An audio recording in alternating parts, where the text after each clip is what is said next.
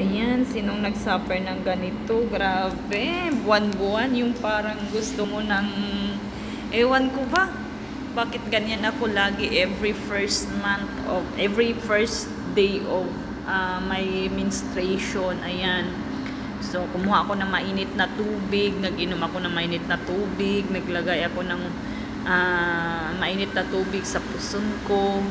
And then, nag-ano pa ako ng haplas. Naglagay ako ng haplas. Yung haplas na yan is ano po yan, mga dahon, nilagyan ng efficacent, na ganyan.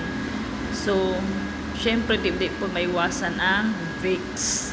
Magbe-Vicks din po tayo. Kasi nga, parang naano na ako, nahihilo, na nasusuka. Although, that time, nagsusuka na po ako. Nakailang balik na ako sa CR. So, after ko magsuka, medyo na ano na ako, nahimasmasan, na parang medyo okay na yung pakiramdam. Pero, ang hirap talaga, grabe, kahit anong gagawin ko, sobra.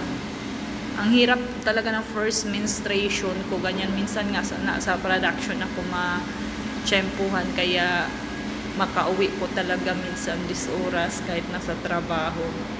So, di ko lang bakit ganyan talaga ako every first day sa menstruation ko. Kahit maligo ako o di maligo, ganyan po talaga ang nangyayari sa akin.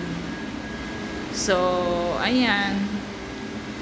After nagtughong ko sa pangana, kanabitang ko So, inana jud ko basta mag-menstruation. Grabe.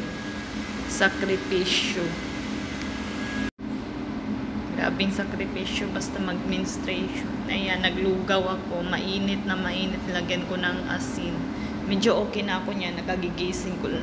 Nakaidlip. Hindi ko alam kung naidlip ako or wala. Basta nakahiga ako na medyo gumaan na yung pakiramdam ko nung after ko nagsuka. So, tinuguhong yung kanin ko na luma, nilagyan ko ng tubig and then asin para mas ganun ako, mainitan yung tiyan ko. So, ayan na. Thank you.